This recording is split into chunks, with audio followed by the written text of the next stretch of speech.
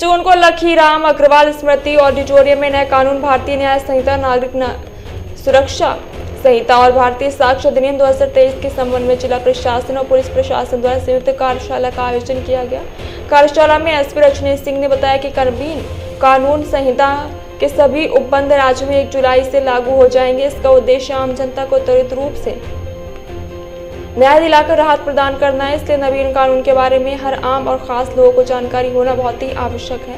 अपराधियों के लिए नए कानून में गंभीर सजा का प्रावधान किया गया। समाज को अपराध मुक्त बनाने के लिए कड़े प्रावधान है।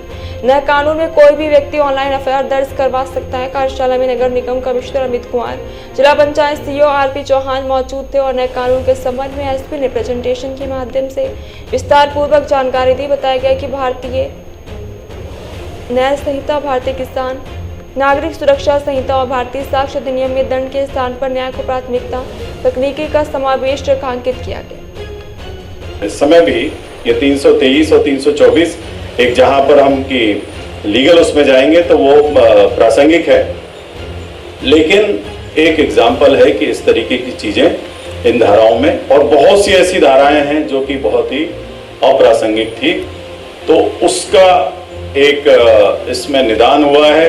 ढेर सारी धाराएं और कई ऐसे केसेस जिसमें कि अपराधी छूट जाते थे, जिसको कि जिस एक्ट को, किसी एक्ट को डिफाइन नहीं किया गया था। जैसे हमारे वकील साहब बोल रहे थे कि टेरर एक्ट को डिफाइन नहीं किया गया था कानून में, तो टेररिस्ट एक्टिविटी होती थी, नक्सल एक्ट, आतंकवादी गतिविधियां हैं, उसमें बहुत पुलिस के लिए कठिन हो जाता था कि उसके वो जज पूछता था कि भाई इसका टेरर एक्ट क्या है, इसने तो पैसा भेजा है वहां पर, तो वो चीजें बड़ी मुश्किल होती थी। तो हम लोग के लिए बहुत अच्छा हो रहा है कि इसमें कई चीजें धाराओं में डिफाइन किया गया है। जो चीज होती है वो हर चेंज होते रहती है समय के साथ। जो पुराना कानून था, दंड संहिता थी, वो ब्रिटिश टाइम्स की थी।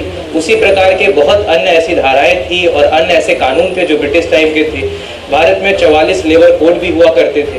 भारत सरकार ने पिछले विगत वर्षों में लगातार इस पे कार्य करते हुए इनको सरलीकरण किया है। अभी 44 में से केवल 4 लेबर कोड बना के उनका सरलीकरण किया गया है।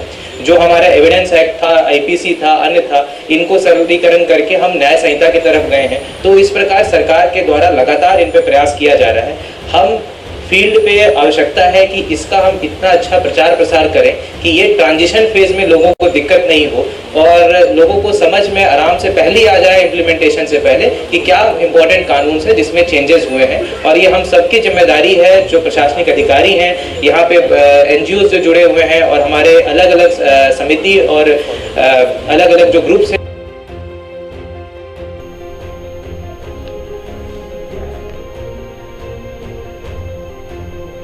19 जून